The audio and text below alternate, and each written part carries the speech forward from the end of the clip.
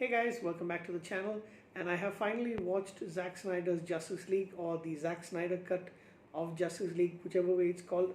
Mostly I've seen it as Zack Snyder's Justice League, and I've been waiting for this for a while. Let me give you a little bit of a backstory. Um, so a lot of people go Marvel versus DC, Marvel Cinematic Universe, DC Cinematic Universe, or Extended Universe, whatever they want to call it. And I see a lot of people saying that they're either in the Marvel section or they're in the DC section, be it comics or the movies. Or here am I? I'm smack down in the middle.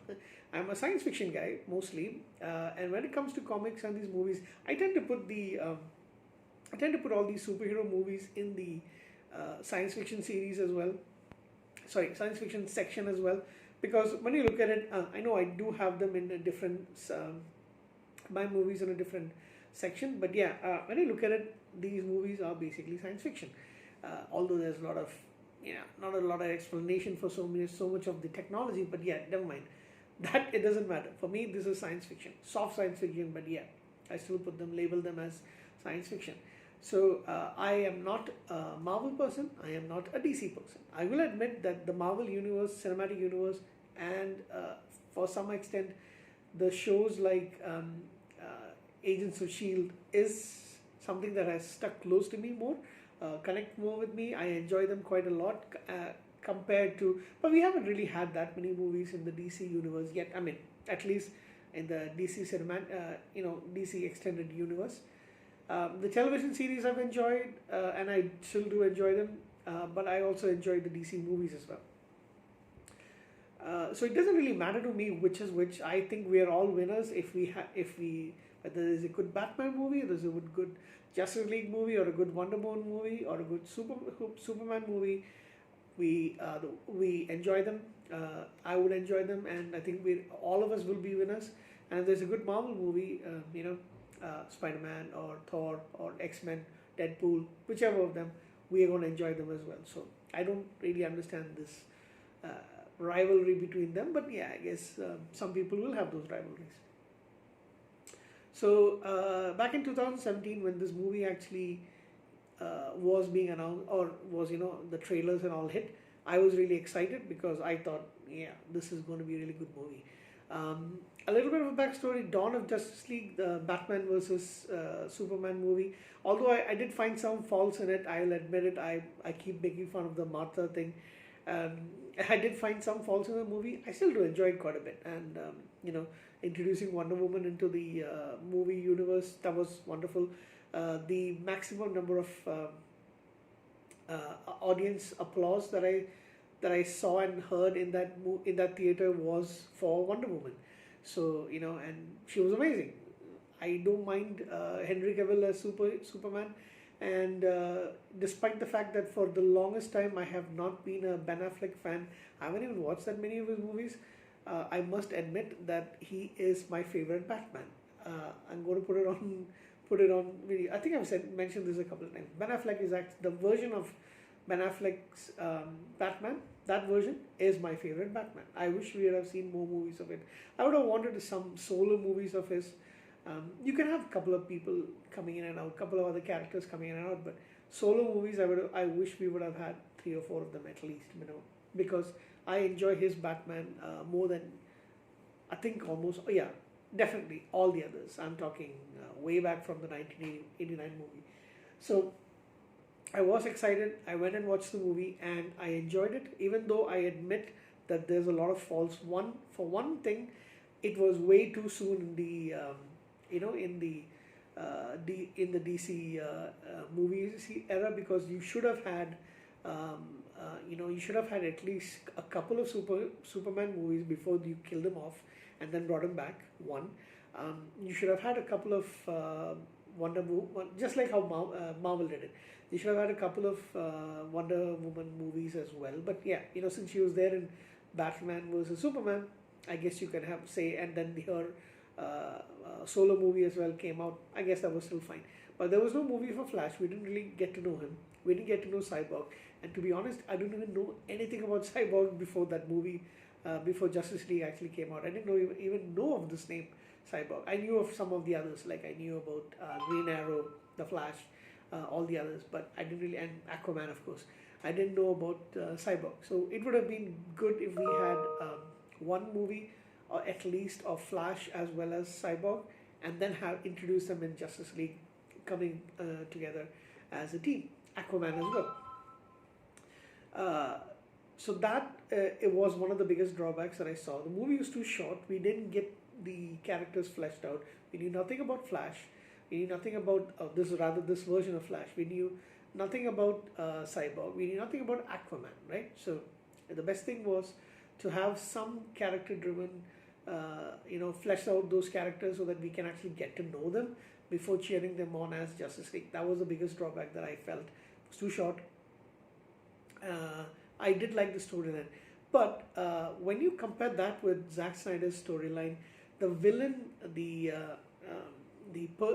whole idea behind, the motivation behind it is actually quite fleshed out, and now you can actually see, why this particular villain exists. There's got a purpose behind it. There's a story behind it, right? That's something that was missing. So the build-up part was really lacking in DC. Henry Cavill's Superman, he's like almost a 50-50 for me, because in the first movie, I didn't like him as much. I did like him in Batman vs Superman and in Justice League, so he kind of grew on me a little bit. The other characters were all, like I said, Ben Affleck, I really liked him as Batman. Ezra Miller, the Flash, I really like him. He's the comedic kind of relief for the movie as such. Of course, Gal Gadot is amazing, superb, Wonder Woman, and Cyborg. This kid. Now in this movie, in Zack Snyder cut, you can actually see the Cyborg. You see something. You get to know him a little bit, so you kind of empathize with the character. You get to see a lot of the things that happen. 4 hours plus is a little long, is a lengthy. So I actually had to split it. I watched 2 hours of it in the afternoon, and then later on at night I watched the remaining 2 hours, a little bit more than 2 hours. So there's a lot of difference between Justice League 2017 and Zack Snyder cut, or Zack Snyder's Justice League, and it's almost like a different movie, but there's a lot of things. The motivation is the same. The need for them coming together is the same. There's some scenes which I actually miss from the Justice League movie, because I saw it once in the theaters and I saw it once here after that. So I guess those, Batman and Wonder Woman talking before, after Superman's funeral and all that, them talking and trying to look out for other superhero type people with special abilities. So that's kind of missing.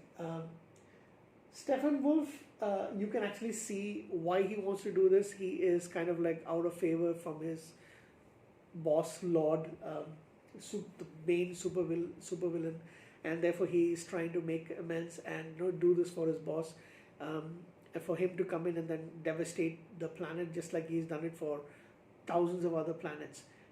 But when I look at that aspect, even though it now explains Steppenwolf's motivation, and that was really fleshed out really well.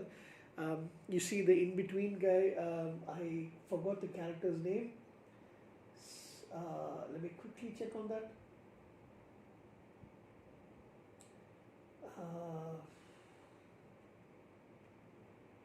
I cannot find it.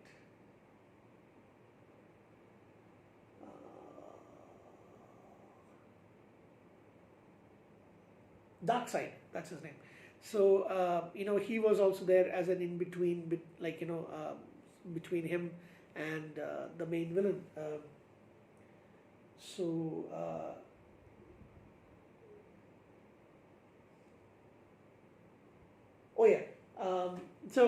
the other thing I was actually looking at is, finally when that happens, it kind of looks like very similar to Thanos. Even the appearance also looks a lot like Thanos.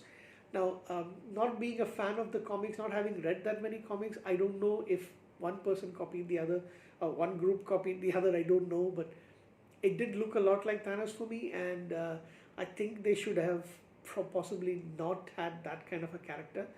Maybe changed his appearance or something like that.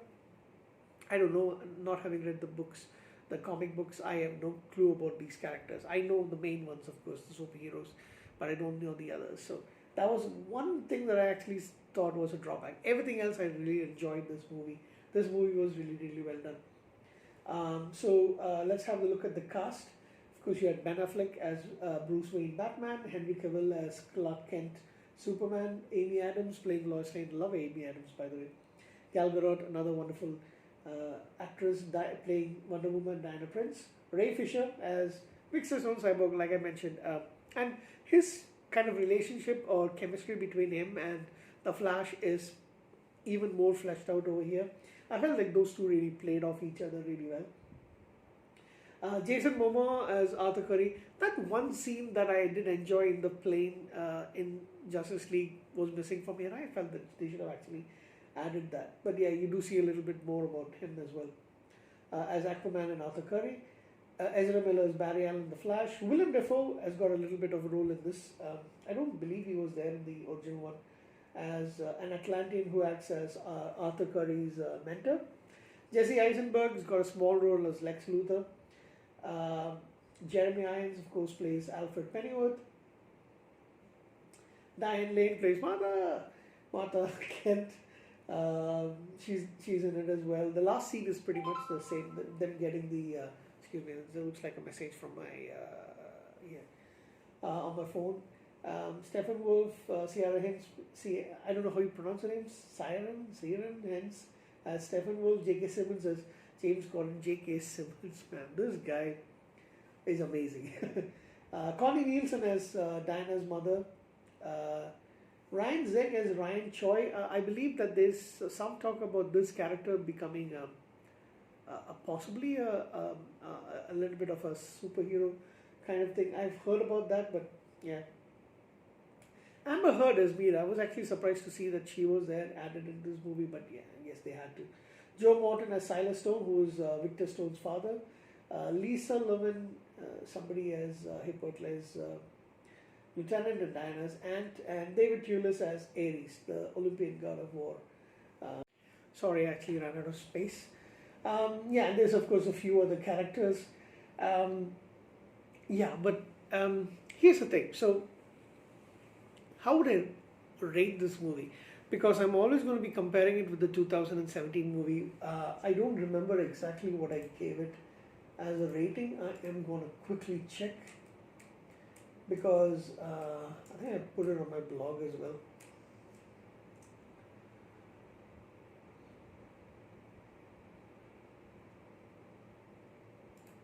Yeah, so November 19, 2017, I actually reviewed this particular movie. I did a rating for it. I gave it an 8 out of 10 because I enjoyed it. A lot of people that I know did not actually enjoy it, including, a lot of people, my friends. I don't know how many people how many of my people in my circle have actually watched this version. If they do have the patience to watch it, they definitely are going to be more surprised. According to me, I would give this movie a 9. No, I'm going to give it a 9 out of 10. It is an amazing film for me. I really enjoyed it. I can actually sit and watch it easily this weekend as well. Though I'm not going to, because I am going to be watching some other stuff. I have a lot of things in my kitty. So I'm not going to be watching it again this weekend, but I do see me watching it sometime in the near future. Again, about the 4-hour plus time. So if I look at the Zack Snyder cut, it is, how long is it exactly? 242 minutes. So if I look at it, that's a little bit lengthy for me, but to sit and to watch it in one go, I can, but there's always something else happening in the background. So I probably, the next time that I watch it, it's going to be, I'm going to probably watch it and then do something else in the background while I still watch it, because maybe for part of the movie, like the first part, the first hour and a half or something like that, I guess I might be doing that. But it's definitely a movie that I enjoy quite a bit.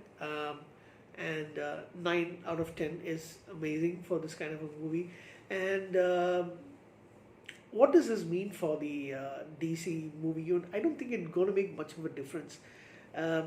I've heard that it's only because of COVID and the current situation that we actually got um, this particular version.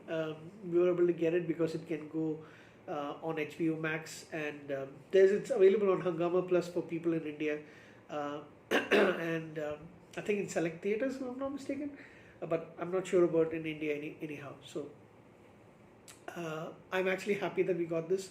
I'm going to say that I wish they could continue this particular thing. I know the Flash movie is coming out, like I mentioned, and there's that Batman movie with what's his name now? The sparkly vampire guy. Okay, I don't know. Edge late. Can't remember his name again. But yeah, I know he is coming in as the new Batman. I've seen the trailer. It actually looks a little promising. I'm not gonna lie. Even though I may not like the actor, same thing. I didn't like Ben Affleck until I saw him in Batman versus Superman. So, um, lost my train of thought. Yeah, so I wish we could have a few movies of this. I want Justice League 2. I want a couple of other movies with the Flash. Cyborg gets his own movie, and Aquaman gets. Of course, Aquaman and Wonder Woman are getting their sequels, I guess, because they were both really successful. Even though Wonder Woman 2, 1984 was really bad, I'm pretty sure they're going to get a third movie, and then maybe after that they might wind up the Wonder Woman character role. I don't know. It's a possibility, but I really wish Flash. We get a couple of movies with Flash, because I think that's definitely going to work out. The Flash is a character which you can easily run for, like it can become DC's version of Spider-Man, where you have all these movies with different actors playing it throughout the years. So just like Batman, you can definitely have it, is what I believe. Aquaman is more of an unknown superhero in the wider scheme of things. So definitely people are always going to compare anybody who steps in that role with Jason Momoa, and I don't think that's fair, but that's probably how it's going to be. But the Flash is something which I can see, because you've already got the television series Flash, you've got this Flash, they're both Barry Allen, but yeah, you can still have other actors easily slip into the role of the fastest man alive, and you can definitely have that as a series. Now, Wonder Woman, I don't know if they might reboot the character or bring in another actress after Gal Gadot's time is done with that particular role. So I actually have some hopes for DC. I hope they look at the success. I think fans loved it unanimously. Most critics loved it as well. So I think maybe you can try and put that darker aspect and still have make it be a critical success as well as a fan appreciation as well. What would I like? Like I mentioned already, I wish we had at least 2 to 3 movies with Ben Affleck as Batman. Henry Cavill Superman, if they can have that, bring him back in solo movies, that would be great. Continue the Flash, continue Aquaman, give Cyborg his first movie, and continue with Wonder Woman, and then add Green Lantern. You're definitely going to have to find a new actor for that. And some of the other Hawkman, I believe, right? So bring in some of those other superheroes, Hawkman, Hawkwoman. I think that'll be an interesting choice. Bring some of those characters to life. Let it be a big battle really of Marvel versus DC. So that's it. That's what I hope for. So I've been rambling on quite a bit. Really love this movie, so give it a chance, watch it, and I think you'll definitely enjoy it. So take care, have a good night.